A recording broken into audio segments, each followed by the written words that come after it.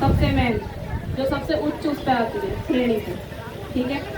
तीसरी स्थिति आती है मैन, जो कि भगवान की होती है, जो कि सब परेशानियों के बाद उनको ही याद किया जाता है। मैन यानी कि उच्च से भी, उनका तो खैर उच्च और नीचे में नाम ही नहीं ले सकते हैं, उनकी बात ये एक अलग जा रही है, ठीक। अब इन तीनों से मैं समझाना क्या चाह रही हूँ।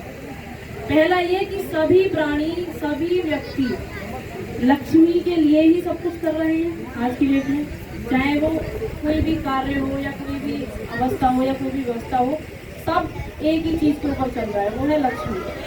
अब अच्छा चलो, जो कर रहा है उसके पास भी लक्ष्मी है और जो नहीं कर रहा है उसके पास भी लक्ष्मी है। ऐसा नहीं है कि तुम लोग कर रहे हो तो तुम्हारे पास है और जो नहीं कर रहा उसके पास भी है, कहीं ना कहीं से वो भी बिना करे भी कर रहा है।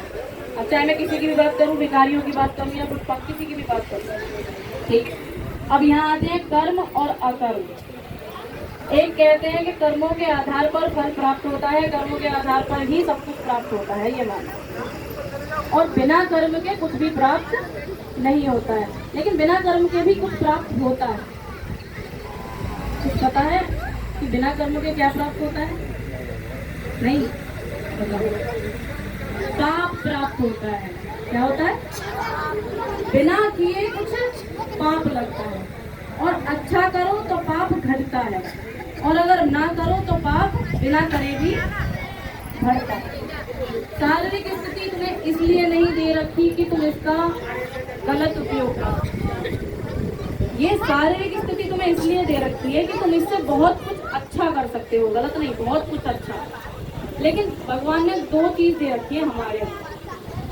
जाहिर सी बात है, दो ही चीज होंगी। अब एक चीज से तो कोई नहीं रह पाता है। अभी एक प्राणी को अगर सब कुछ दे दिया जाए तो उस सब कुछ में वो खुश नहीं रह पाएगा, अगर उसके पास कोई ना हो तो। अकेला इंसान नहीं काटेगा जिंदगी, काट लेगा। सोचो, एक प्राणी को सब कुछ दे दिया जाए, जितना भी उसे चाहिए, धन दौलत शोहरत जो